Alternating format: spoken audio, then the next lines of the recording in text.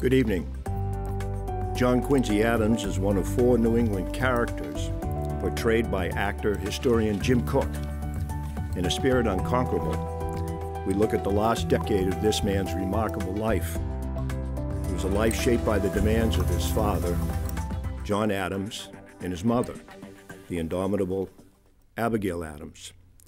It provides a shining example of what a man can do as he nears the end of his life, if he is determined to do something. Believe my last portrait. The more his effort is like, the less he pleases. He has stepped away, but will return shortly. Was I napping? I did not see you enter. Yes, I have sat too many daubers. I cannot believe more will follow him. Shades lately taken of me could serve to frighten the crows from my corn at Quincy.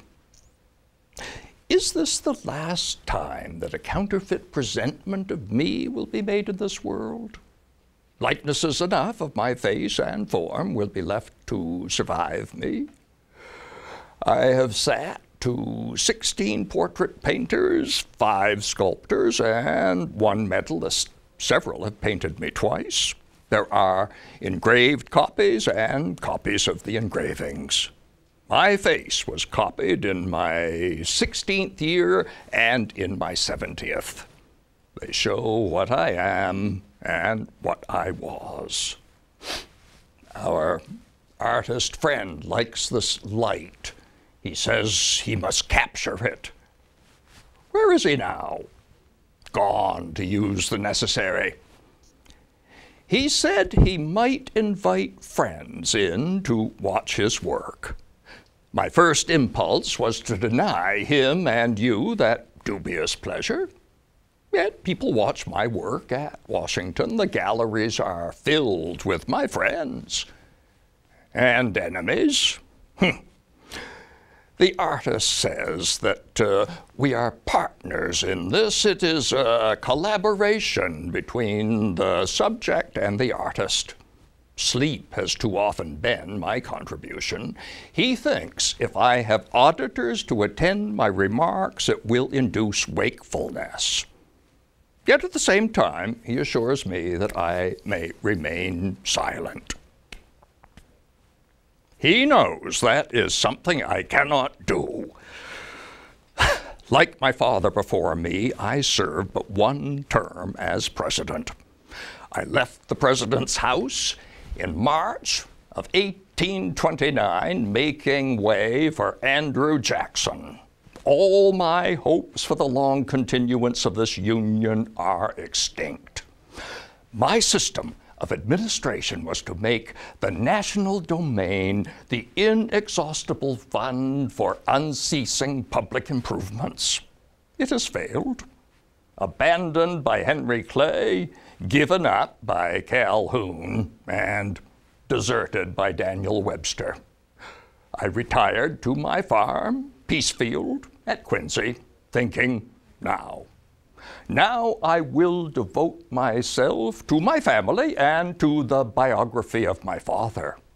But then, against the strong wishes of family and friends, I returned to Washington to take seat number 203 in the House of Representatives. When Henry Clay saw me at my desk, he asked, "Well, Adams, how does it feel to be a boy again?" My remarks today will lack all coherence. If there is any unifying principle behind them, it has yet to reveal itself. Well, perhaps one will be discovered. What I will read to you will be abstracted from my journals, and with some exceptions, I have selected entries in proximity to my birthday.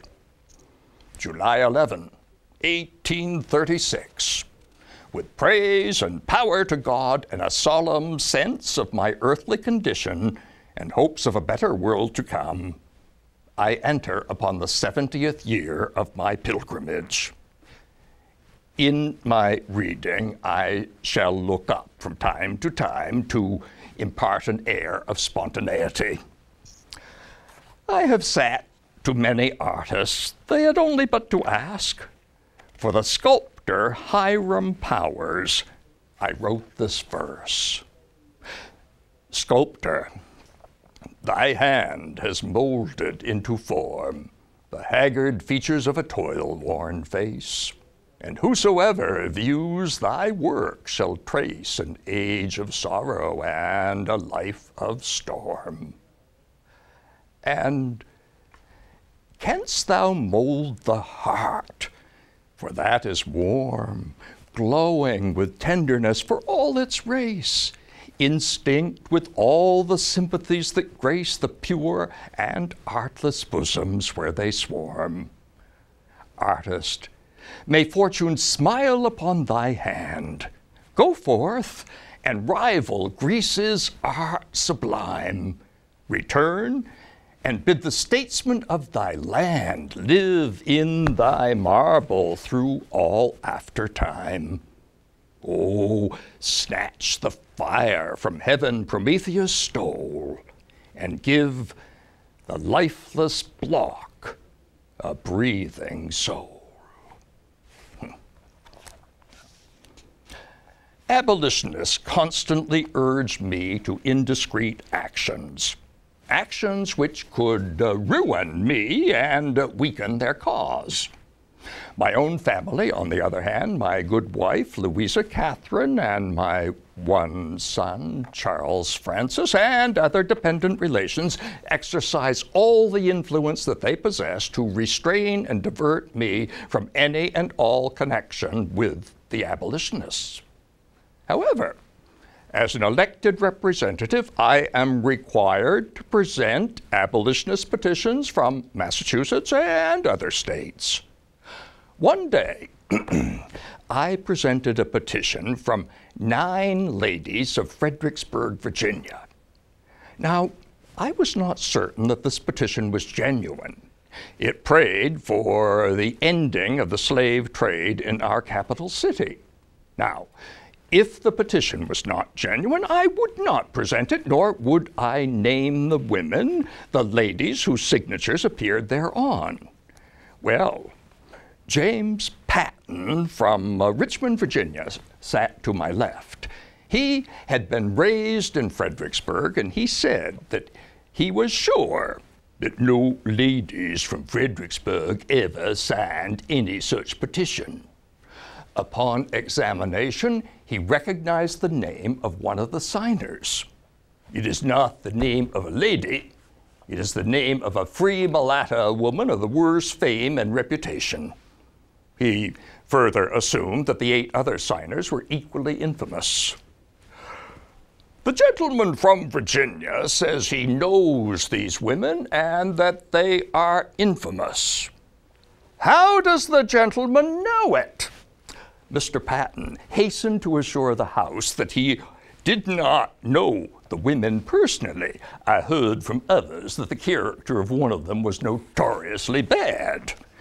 I am glad the gentleman now disclaims any knowledge of these women, because if he had not denied that knowledge, I might have asked who it was that made these women infamous.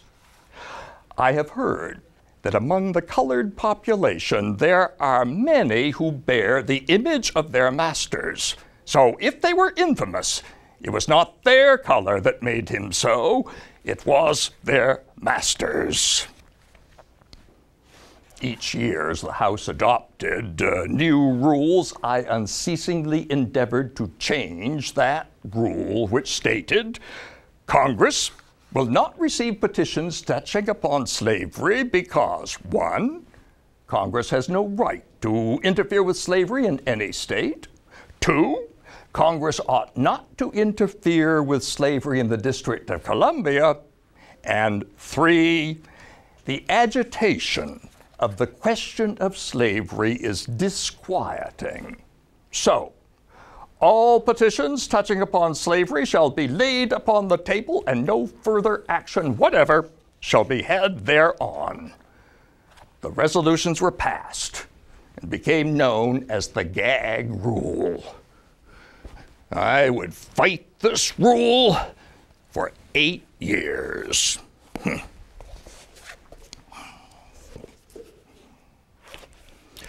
July 10, 1838. About sunrise, I rode to the Potomac to my old bathing place beneath the bluff near the bridge where I bathed and swam about a quarter of an hour. It was my first river bath this season, and it seemed to give me new life. There were a number of other bathers, all young men, except myself. The day after tomorrow, I shall be 73.